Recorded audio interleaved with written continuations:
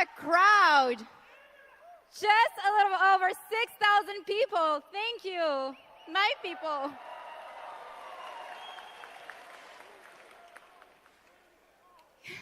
Thank you. Thank you so much. Well, Canada, here we are in a crucial time where we must decide whether we're going to elect for a fourth time a government, a liberal government that has weakened our economy, left us with unaffordable housing, rising crime, and vulnerable in the face of the threats of Donald Trump? Or are we going to elect a conservative government who's going to put Canada first for a change?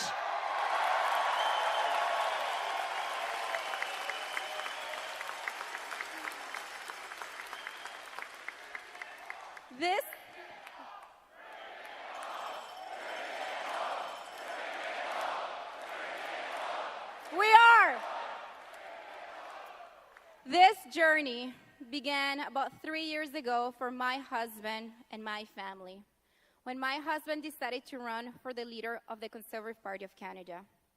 Ever since, he has been traveling from coast to coast to coast so that he can step out of the Ottawa bubble to listen to Canadians directly, to hear their stories, understand their struggles.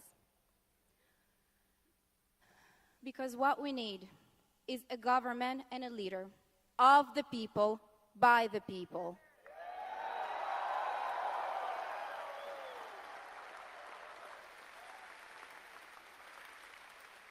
Leadership is born from the love of our country, from true patriotism, for the love of our true north, strong and free.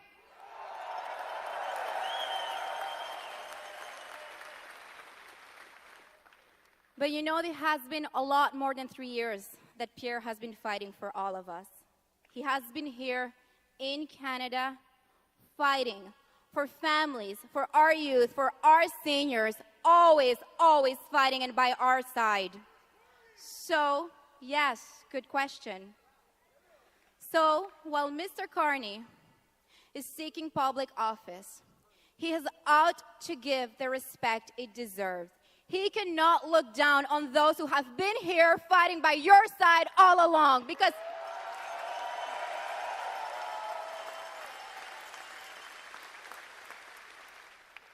public office is something honorable. You know, I love all of my husband's policies, but to truly understand his policies, you have to understand the why. You have to know the men and the family behind all of it. Pierre was born from a teenage mother who gave him out for adoption in Calgary to 2 school teachers from Saskatchewan. They worked really hard, very humble life, and lived paycheck to paycheck. Pierre fought for everything he has.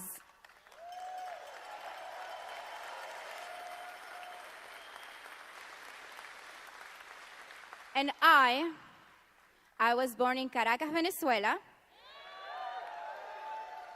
I have some of my people here. There you go.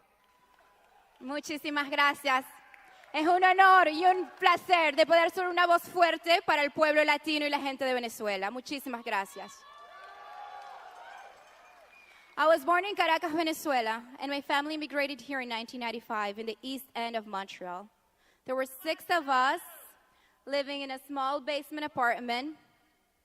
And my father's first job was to pick up fruits and vegetables because that's all he could do. Later on, he had 3 minimum wage jobs because he needed to work really hard, and that's all he could get to feed our family. By the time that I was 17, I had moved out of home, and I was 100% financially independent.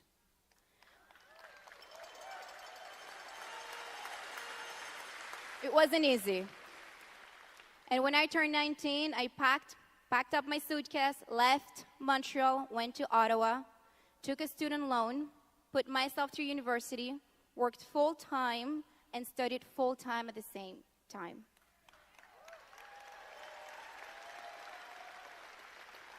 by the time that I was 25 working in the Senate, I was able to save $25,000 to put a down payment on a little 2-bedroom townhouse in the east end of Ottawa. That was in 2012, 3 years before the Liberals took office. That was the good time, when the Canadian promise was still alive and well. Ladies and gentlemen, that dream is no longer possible. And that is why my family stands united, because we want to restore the Canadian promise back.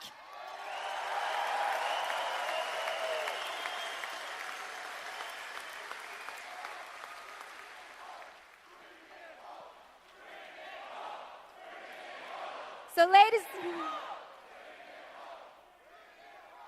ladies and gentlemen, as you know, it shouldn't be this way.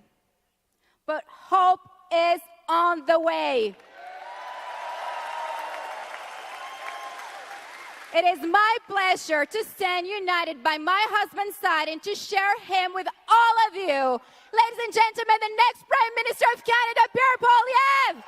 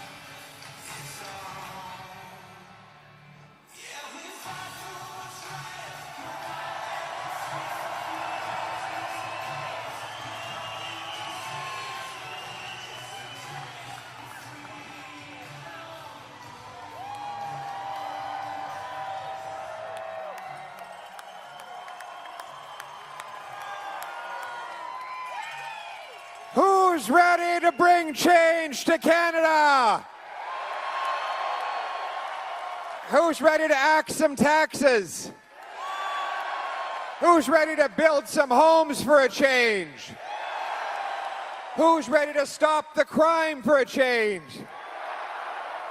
And who's ready to put Canada first for a change? Wow. What an incredible crowd. I decided I would come and visit with my very closest friends in Oshawa. And this is the crowd you bring. Look at this, incredible. 6,000 people from Oshawa here to put our country first and bring home the Canada we love. Okay. Oh. My little guy Cruz, our pilot here. We've got a little pilot here. Show him, look at that pilot jacket. He sees all these planes, and I asked him, do you want a plane or do you want a helicopter? And his answer was, yes. I think he wants both. So if the security turns their eyes away for any amount of time, I'm afraid you might lose one of these airplanes. Our little guy might take it up for a spin. But before I go any further, let me just acknowledge that we had a terrible medical emergency here. A gentleman collapsed, and we thought we'd lost him. But then an amazing and courageous nurse came to the rescue. Jennifer, come up on stage. Come on over. Thank you. Give Jennifer a big round of applause. Thank you, Jennifer. Thank you. Thank you, Jennifer. What a hero. Amazing, Jennifer. How long have you been a nurse for? Oh, that's a tough one. 17, 18 years old. Wow. Here in Oshawa? Amazing. Well, on behalf of everyone in this room, and behalf of the blessed gentleman who I believe is in the loving hands of our paramedics, doctors, and nurses, we say thank you, thank you, thank you. You are a great Canadian hero.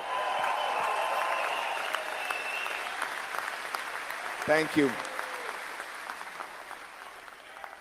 A great Canadian hero. Like so many, we're so blessed to have the greatest people on earth, courageous, giving, generous, patriotic, in solidarity one with the other. Our people deserve the best country in the world. Our flag represents the best country in the world, and we are going to restore the promise of the best country in the world. The great Canadian promise. It's the promise that anyone who works hard gets a great life in a beautiful house on a safe street, protected by brave soldiers under our proud flag. That was the great Canadian promise that gave me my start in life, that allowed my wife to come here as a refugee from Venezuela. 6 people crammed into a small basement Montreal apartment, but all of them have succeeded and enjoyed a great life as a result of the promise this country has to offer.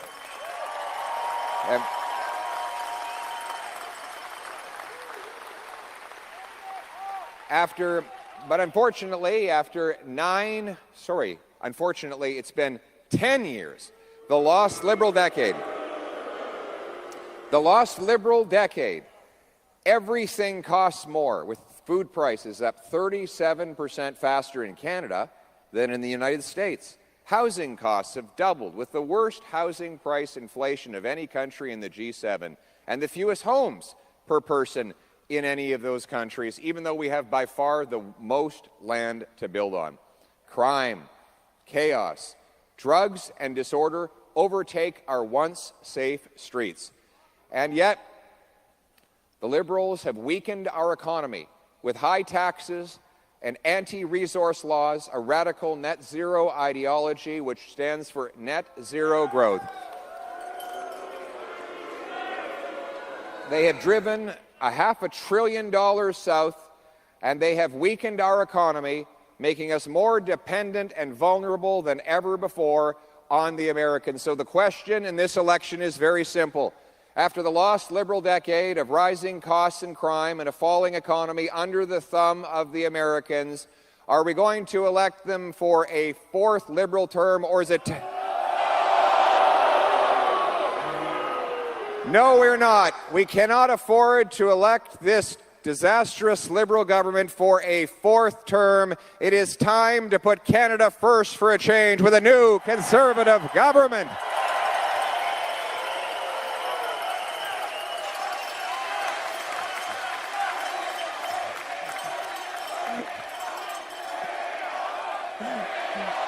Bring it home. Bring it home. Wow.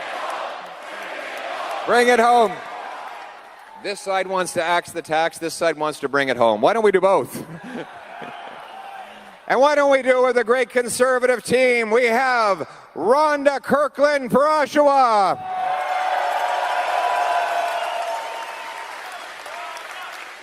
Jamil Giovanni for a change in Durham.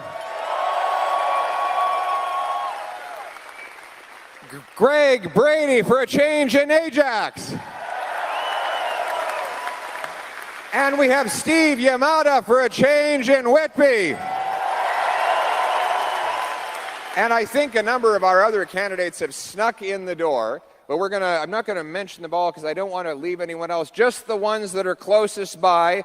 So all of you know who to vote for. Get the message out. Tell all the people you've ever met that you need to elect these 4 people in this great region. We need a change in Canada, and this is the Canada First team to deliver that change.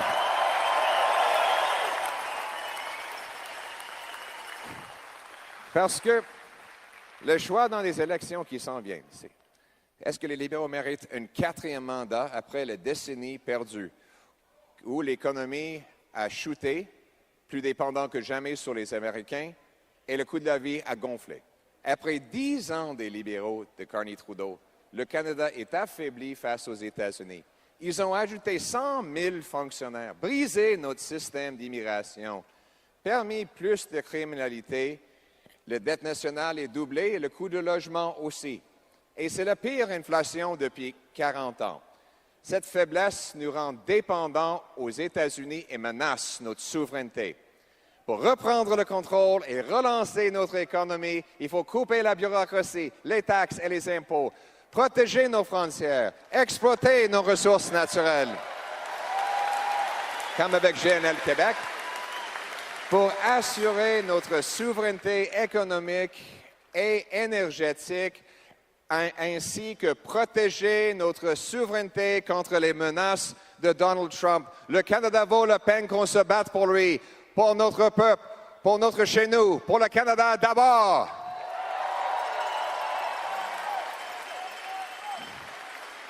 And today more than ever, we are seeing that the weakness in our Canadian economy has made us vulnerable to outside forces once again. After the Liberals weakened our economy, President Trump smelled that weakness and attacked us with more unjustified tariffs. Yet another betrayal of Canada by the American president.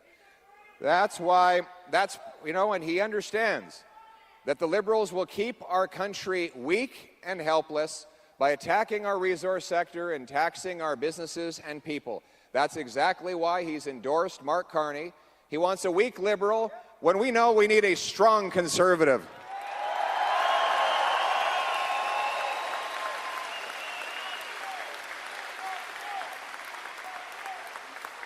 But we won't let Donald Trump choose our next Prime Minister. Canadians will be taking back control of their lives. Today I said that as Prime Minister on day one, I would tell the President that we should quickly renegotiate the CUSMA agreement, put an end to the tariffs while we do, get a deal done, bring certainty where there is uncertainty, and that deal will protect the sovereignty and independence of Canada, put an end to the tariffs, and allow us to rebuild our military.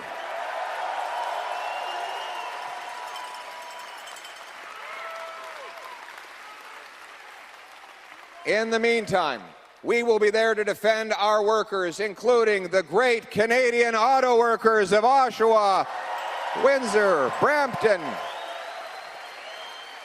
Alliston, and countless other places. We announced today we'll make sure that the businesses have the loans they need to pay the wages and keep workers working. We also announced that a Canada First Conservative government will boost demand for Canadian-made cars. Here's the deal. Buy a car that's made in Canada, pay no federal sales tax.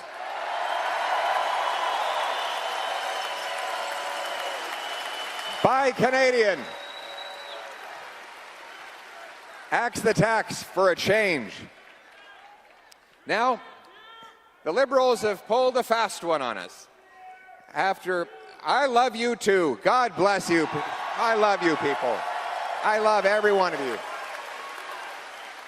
What an incredible group of people. By the way, for any of the political historians out there, when was the last time we had a rally of this size anywhere in Canada? Look it up. Look it up.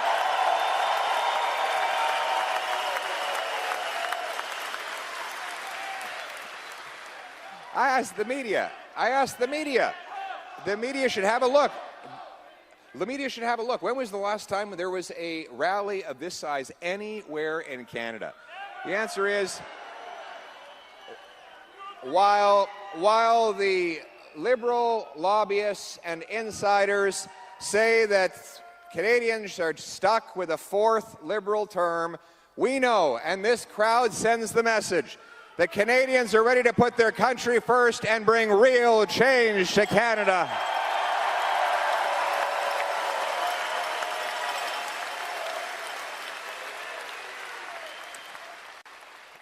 But the Liberals have pulled a fast one. After the lost Liberal decade, what they've done is replace Justin Trudeau with his economic advisor and hand-picked successor, Mark Carney. Now,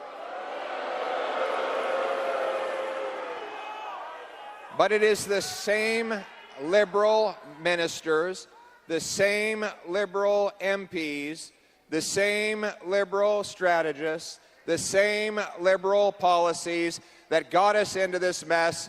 Never entrust the solution to the people who made the problem.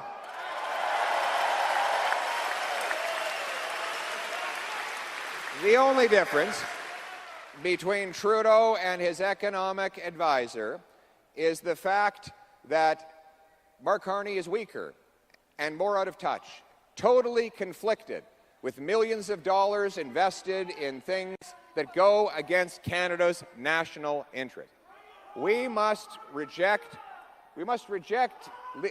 up until just a few months ago, he had 3 different passports, was calling himself a European, moved his headquarters to New York, killing jobs and opportunity in Canada. He will make us poorer and weaker, and that's exactly why Donald Trump keeps trying to get Carney re-elected. At the same time, Mr. Carney gave a big gift to Donald Trump this week. He announced that if he is re-elected, he will keep the Liberal No New Pipelines Law C-69 in place. This law will guarantee that we will never build another pipeline, major mine, LNG export plant, and force us to helplessly hand our resources over to the Americans at a discount, making us even more dependent than we already are. Canadians, Liberals have not learned their lesson, but Canadians aren't stupid. They know that we need to develop and harvest our resources to take back control of our economic destiny for a change.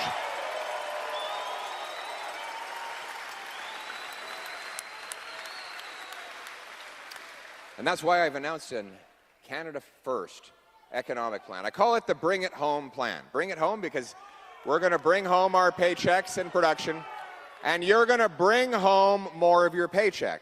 So let's start with that first point.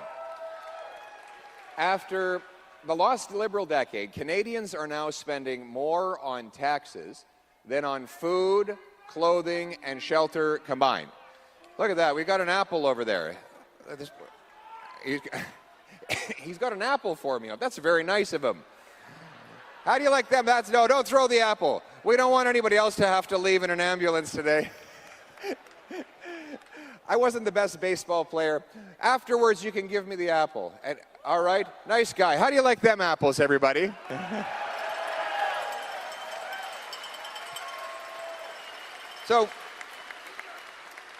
But right now, after people are spending more on food, more in taxes than on food, clothing, and shelter. Income tax is the fine you pay for the crime of working hard. The harder you work, the more you pay. Enough. We've got to stop punishing work and start rewarding success in this country. And that's why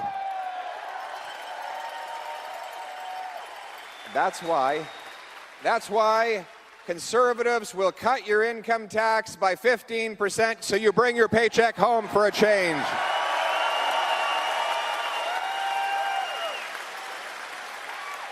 You like that idea? This lady is very excited about a 15% income tax. What are you going to spend it on? What are you going to do with the money that's going to be in your pocket when we cut your taxes by 15%?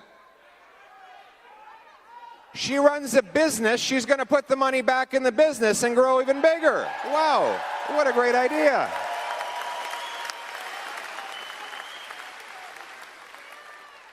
I like the idea of leaving the money in her hands. She'll do better things with it than will do the bureaucrats in Ottawa. I believe that $1 in the hands of the person who earned it is better spent than in the hands of the politician who taxed it. And so I trust you with your own money for a change. And for people who might have sold their house to downsize or inherited from their newly deceased spouse and have some extra money to set aside, whose growth you want to protect from even more taxation, we'll allow you to contribute an extra $5,000 a year to your tax-free savings account as long as it's invested in Canada. Bring it home.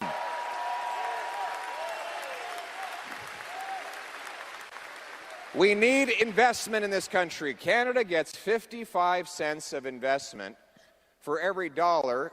Sorry, a Canadian worker gets 55 cents of investment for every dollar of investment that the American worker gets. Money's been pouring out of our country, south of the border, into the hands of Americans. Canadian dollars building pipelines, mines, business centers, and more with Canadian investment. I want to bring it home, so I've announced that we will pass the Canada First reinvestment tax cut. Zero capital gains tax when you reinvest the proceeds in Canada.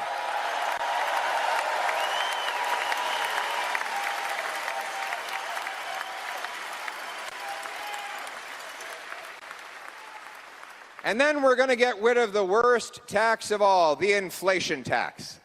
We know the inflation tax is the result of rampant government money printing. If you have an economy with 10 apples and $10, it's a bucket apple. But whenever I talk about inflation, I hear crickets from the Liberals.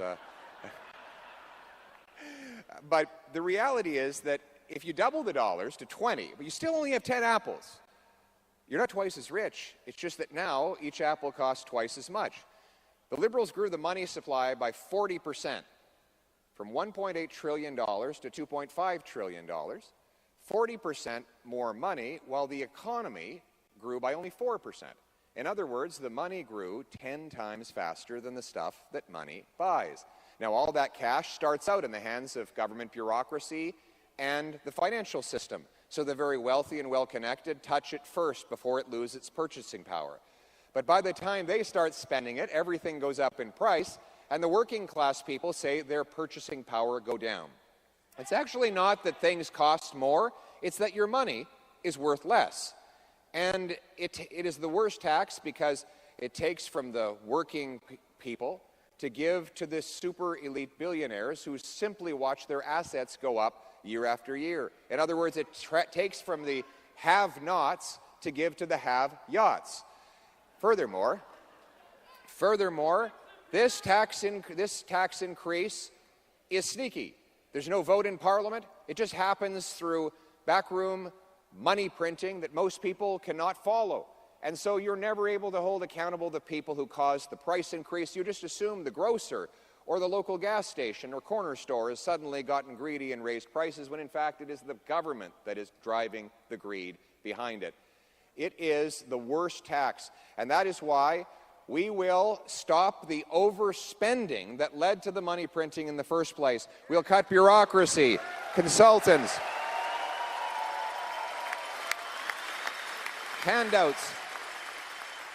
handouts to liberal and corporate insiders, and we will cut foreign aid to dictators, terrorists, and multinational bureaucracies to bring our money home. Bring it home. We're going to bring in a wonderful new law. It's called dollar for dollar. It requires we find $1 of savings for every new dollar of spending. Every other creature in the universe must live with scarcity. That is, whether you're the fish in the seas or the birds in the trees, you must maximize use of scarce resources. The only creature that doesn't have to follow this rule is the politician who just creates more cash or passes the bill on to you in higher taxes. This new law will require that government make the same trade-offs that you do, choosing between this or that, or finding a bargain on this and that. And in that way, we will drive down the cost of government to stop the inflationary debt. And you know what? You've been pinching your pennies long enough. It's time for the government to start pinching its pennies too.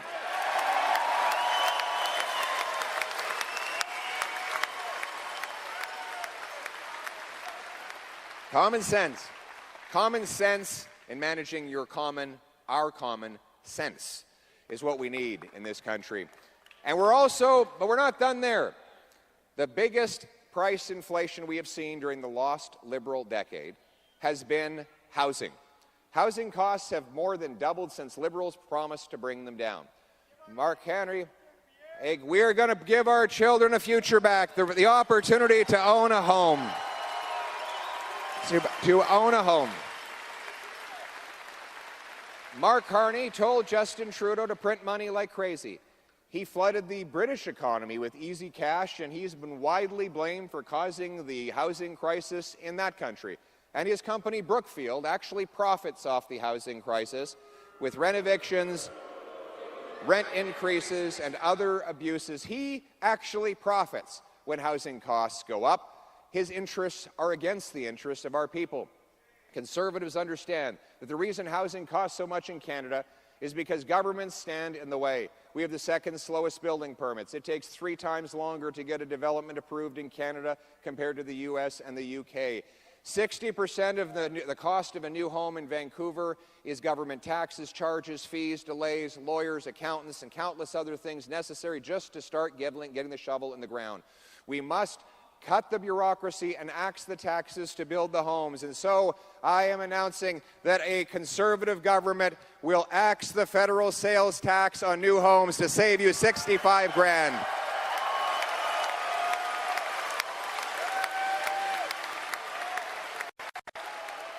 We will incentivize municipalities. We will incentivize municipalities to speed up permits, free up land, and cut development charges to build 15% more every single year. We'll sell off 6,000 federal buildings, thousands of acres of federal land to build the homes of the future so you can afford a place to live for a change. And so the choice after the lost Liberal decade, the choice after the lost Liberal decade is, do we give the Liberals a 4th term to hike your taxes and increase housing costs? Or is it time for a new Conservative government that will bring lower taxes and affordable homes for a change?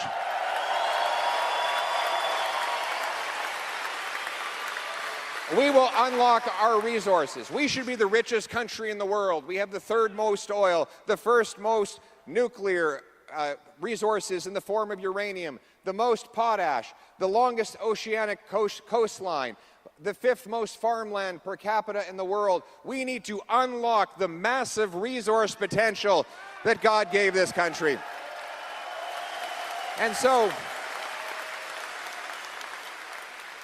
14 of the biggest energy companies have told us the things we need to do, 5 things that we need to do to unlock our resources, and I will do all of them. 1, they say you have to axe the entire carbon tax, including the carbon tax on industry. Axe the tax. Well, Donald Trump hits us with our industry with tariffs, and Mark Carney wants to compound them with industrial carbon taxes that will drive our steel, aluminum, and other industry south. Conservatives will axe the industrial carbon tax to bring the production home to Canada. 2nd, they say we need to repeal the Liberal No New Pipelines Law, C-69. We'll repeal the law.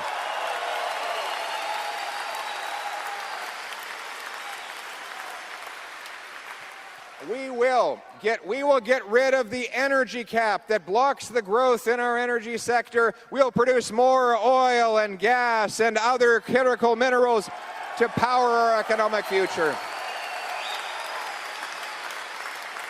They say we need to go from having 17-year approvals for mines to 6 months. Yes, I will get it done in 6 months, not 17 years, to bring it home. And they say that we need to empower our First Nations communities to invest in resource projects to generate paychecks for their people and pay for clean drinking water, health care, and education. And I say yes to that too. Mark Carney says no, no, no, no, and no. He keeps Stephen Guilbeault in his cabinet, who wants to ban roads from being built. The choice in the election is, do we want to elect the Liberals for a fourth term of blocking resources and making us dependent on the Americans, or is it time to put Canada first for a change with a new Conservative government that will get our resources developed?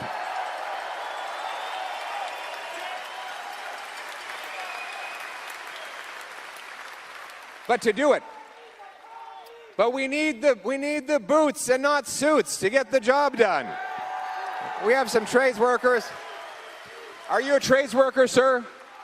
Are you a trades worker? I noticed you just stood up after I said that. Are you a trades worker?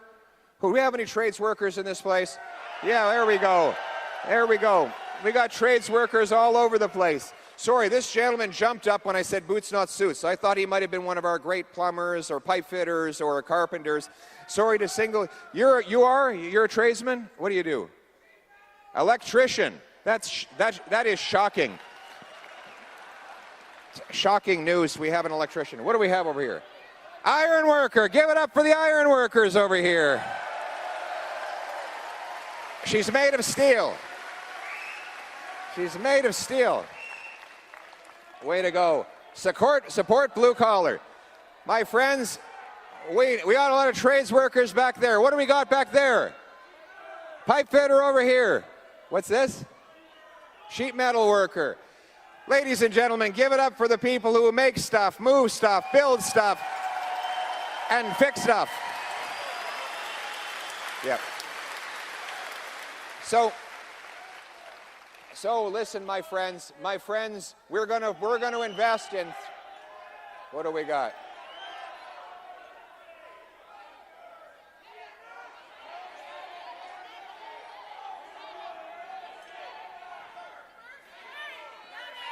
Medic, we need a medic over there. Oh, we need a medic over there.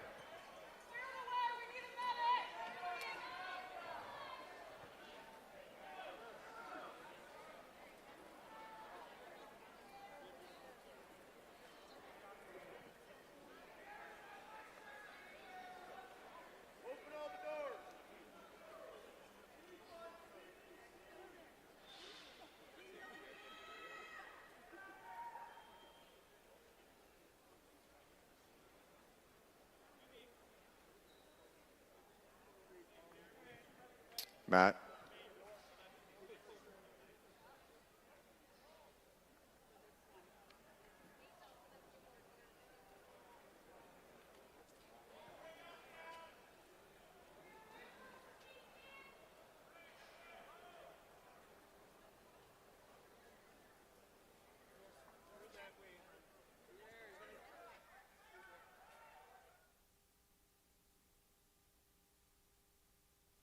All right.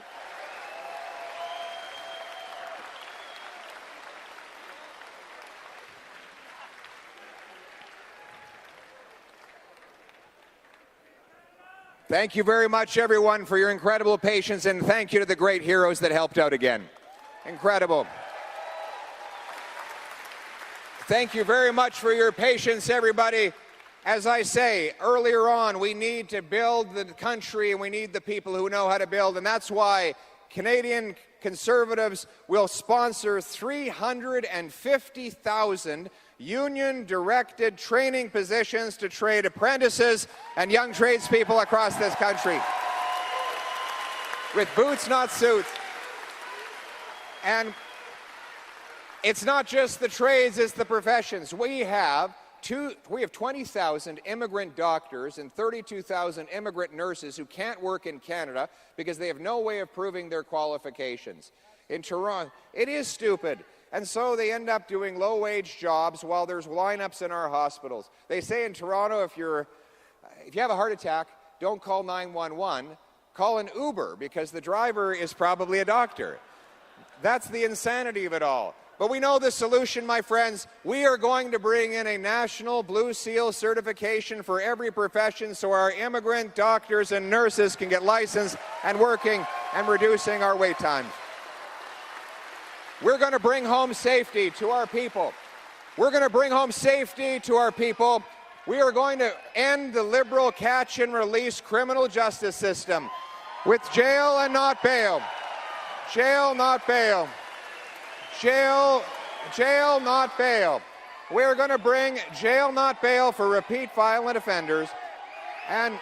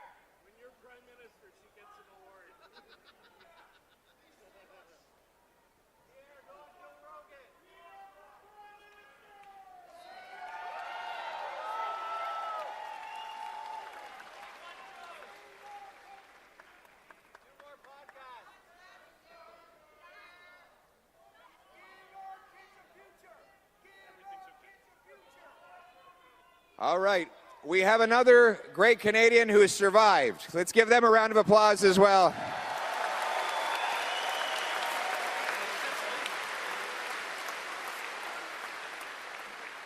The great Canadian people who've gathered here today, I realize there's a lot more than we expected, which generated a lot of heat in the room, but we're going to keep the heat on to bring home the country we knew and loved. It means that we're going to repeal the catch and release liberal criminal justice system, bring jail, not bail for repeat violent offenders. We will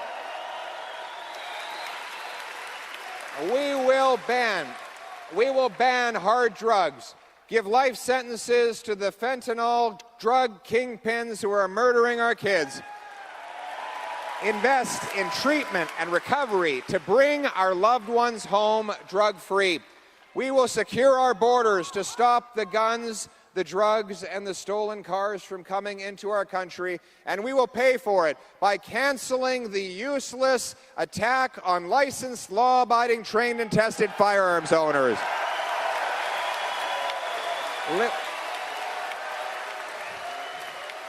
Protecting our country means that we must rebuild the great Canadian Armed Forces.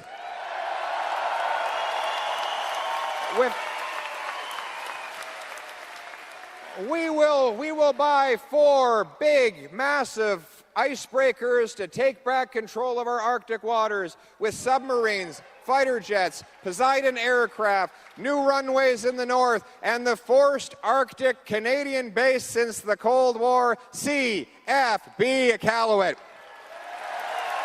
All of this to restore our country and its promise. We will be a nation that defends itself, makes goods for its people, builds homes for its youth, protects its vulnerable, secures its border. A nation of strivers and workers, of adventurers and artists. A nation that unites for one purpose, to restore the great Canadian promise that anyone from anywhere can achieve anything, that hard work gets you a great life in a beautiful house, on a safe street, protected by our proud soldiers, under our wonderful Canadian flag.